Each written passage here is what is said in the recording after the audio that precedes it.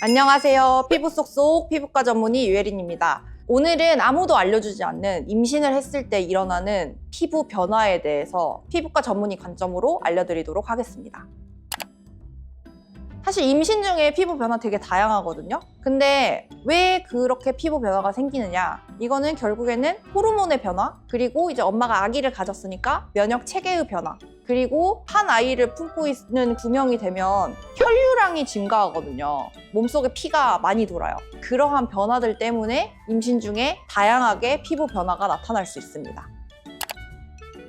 첫 번째로 기미, 주근깨가 많이 생깁니다. 임신을 했을 때 임신성 기미가 많이 올라오는데요. 보통 프로게스테론, 에스트로겐의 농도가 증가를 하면서 멜라닌 세포가 활성화가 되고 그러면서 기미가 훅 올라와요. 그것 때문에 사실은 임신 중에 피부가 이제 안 좋아지니까 우울하다고 말씀하시는 분들이 굉장히 많거든요. 근데 이제 안타까운 건 임신 중에는 레이저 치료를 할 수가 없어요. 그래서 이제 임신 후에 끝나고 나서 레이저 치료를 고려해야 되고, 그리고 이제 임신 중에 그렇게 색소가 생겼다 하면은 어느 정도 출산을 하고 나서 회복되는 경우도 덜어 있어요. 한 6개월 정도 지켜보시면 좀 옅어졌네 하는 경우도 있습니다. 그렇지만 이제 우리가 임신 중에 기미나 주근깨가 올라왔다고 해서 아무 관리를 할 수는 없으니 보통 임신 중에 바를 수 있는 안전한 성분인 미백 성분, 나이아신아마이드나 저농도의 비타민C 앰플 같은 거를 도포하면서 자외선 차단제가 엄청 중요한데요. 외출을 할 때에는 꼭 자외선 차단제를 바르는 것이 좋겠습니다. 그리고 이제 임산부에서도 화학 성분 때문에 화장품 쓰는 거를 꺼려하시는 분들 되게 많거든요. 보통은 자외선 차단제도 좀 걱정이 된다고 하시면 무기자차를 쓰시는 게 도움이 됩니다. 쓰면 안 되는 성분이 생각보다 많네요. 사실 임신 중에는 해야 될 것보다 하지 말아야 될 것들이 더 많아요. 이제 좀 쓰면은 안 되는 그런 화장품은 하이드로퀴논, 그리고 레티놀 성분이 들어가 있는 거, 그리고 살리실산 성분이 들어있는 화장품은 피하는 것이 좋겠습니다. 네, 그리고 튼살.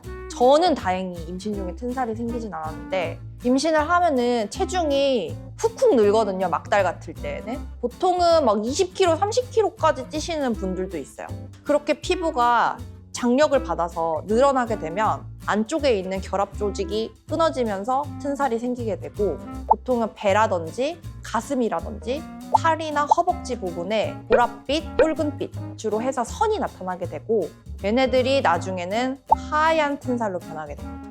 사실 이것도 어느 정도 받아들여야 될 부분이긴 한데 너무 급격한 체중 증가를 피하는 것이 좋겠고, 특히 막달에 엄청 살이 많이 찌거든요. 막달에 너무 살이 많이 찌는 것 같다 그러면은 체중 관리가 좀 필요하겠고, 그리고 이제 보습제를 많이 발라야 돼요. 아무래도 피부 보습은 재생이나 이런 부분에 효과가 있으니까 특히 좀 살이 튈 것 같은 그런 부분 전체적으로 보습을 바르되 배나 가슴 쪽도 놓치지 않고 꼼꼼하게 바르시는 것이 좋겠습니다. 그리고 보습제 중에서는 세라마이드나 혹은 히알루론산, 시어버터 등이 들어있는 그런 성분들을 바르는 것이 도움이 많이 됩니다. 임신을 하면 몸에 피가 엄청 많이 생긴대요. 혈류가 증가한대요. 그래서 약간 후끈후끈하면서 홍조가 생길 수도 있고, 혹은 손발바닥에 붉게, 아무것도 안 했는데 손발바닥이 붉은 수자 홍반이라고 하는 그런 것들이 나타날 수도 있습니다.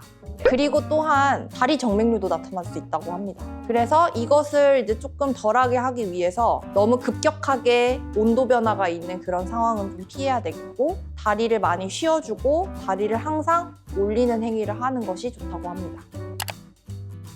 그리고 아무래도 임신을 하면 면역력이 혼자 있을 때보다는 좀 떨어지기는 하거든요. 그래서 감염에 취약하게 돼요. 사마귀 같은 경우에는 바이러스성 질환이니까 바이러스에 감염이 되면 조금 더 많이 번지는 상황이 생기고, 발톱 무좀 같은 경우에도 진균의 감염에 취약해져요. 그러니까 발톱 무좀 균에 대해서 감염에 취약해지기 때문에 편평사마귀라든지 발톱 무좀이 생길 수가 있고, 그리고 이제 각종 염증들이 또 생기는 경우가 간혹 있습니다. 편평사마귀 같은 경우는 이제 레이저로 보통은 제거를 많이 하는데요. 가급적이면 1분기, 2분기 때보다는 막달, 3분기 때 이후에 이제 좀 아기를 낳기 전에 한번 정리를 하는 것이 좋겠고, 특히 이제 모유 수유를 좀 계획 중이라고 하면 가슴 쪽에 편평사마귀가 생겼다 하면은 그거는 제거를 좀 추천드립니다. 그리고 발톱 무좀 같은 경우에는 이제 약을 먹을 수는 없거든요. 임산부 같은 경우에는. 그래서 이제 국소 도포제를 전문의 상의하에 사용을 하거나 발톱모좀 레이저는 임산부도 안전하게 시술을 받을 수 있기 때문에 발톱모좀 레이저도 고려를 해볼 수가 있겠습니다. 그리고 쥐젖이 많이 생겨요. 쥐젖 같은 경우에는 임신하고 하면은 많이 생기고 특히 이제 살이 찌기 때문에 마찰이 되면서 많이 생겨요. 그래서 이제 저 같은 경우도 목이랑 겨드랑이에 뭐가 달랑거리는 게 있어가지고 뭐지 하고 봤더니 그 쥐젖이더라고요. 그리고 이제 임신 중에 갑자기 생긴 쥐젖은 크기가 작은 경우에는 사라지기도 한대요. 근데 저의 경우는 사라지지 않았습니다. 그리고 임신하고 나서 한 가지 좋은 게 있는데요. 바로 머리숱이 증가합니다. 머리가 풍성해져요. 근데 보통은 호르몬 변화 때문에 성장기에 모발들이 많아지고 탈락기로 들어가는 모발들이 적어진대요. 그래서 머리가 덜 빠지게 되고 그렇기 때문에 머리숱이 풍성하게 보여요. 근데 안타까운 건 아기를 낳으면 그 머리가 다 빠집니다.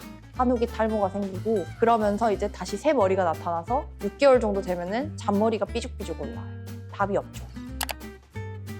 아무튼 임신기는 여자로서는 되게 특별한 경험이기도 하고 물론 이제 뭐 살이 찌고 몸의 변화 때문에 우울할 수는 있겠지만 그래도 10개월 동안 뱃속의 아기와 교감을 하면서 여자만이 느낄 수 있는 특별한 경험이기 때문에 이런 피부 변화가 있다고 해도 너무 우울해하지 마시고 뭐 아기 낳고 나서 치료하면 되니까요. 아무튼 행복한 임신생활 되시기 바랍니다. 이상 피부 쏙쏙 요린 원장이었습니다. 안녕. 그리고 배에 이렇게 임신선이 생겨요. 배꼽에서 치골까지. 그리고 거기 털이 나. 베렌나루가.